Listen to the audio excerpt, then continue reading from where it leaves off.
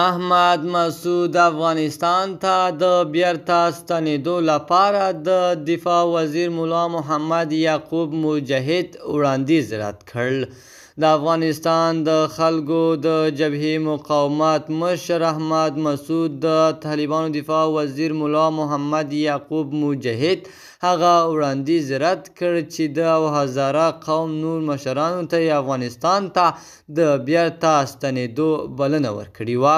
په سلامونو مو هرکلی کوم د اف جی نیوز چینل درنو لیدونکو، سلام، ستړي مشئ، وخت مو بخیر. پام راګرځوم د دې ساعت مهم خبر ته او په سر کې یادونه کوم ملګرو که مو چینل نوي سبسکرایب کړی د مهمو خبرونو لپاره در سره اف جی نیوز چینل په درنښت سره سبسکرایب کړئ.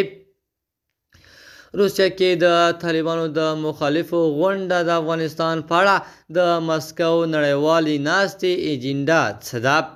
افغانستان انټرنیشنل ته د رسېدلو معلوماتو پر بنسټ به د طالبانو ضد مشهورې څېرې لکه احمد مسعود، امرالله صالح، جنرال دوستم به مسکو کې د یو شمېر سیاسي او څېړنیزو ډلو په بلنه د افغانستان په اړه په یوه غونډه کې وینا وکړي.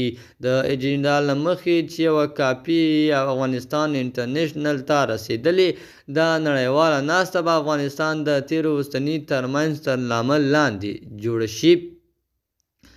نبیل ویلي چې د جمهور نظام له سقوط وروسته دوی دواړو سره لیدلي او د طالبانو خلاف د یوې نوي ګډ روایت جوړولو غوښتنه ورڅخه کړې ده. د اف جی نیوز چینل درنو لیدونکو، دا زموږ د دې ساعت چمتو شوی خبر. تر بیا ښې چارې، د الله په امان.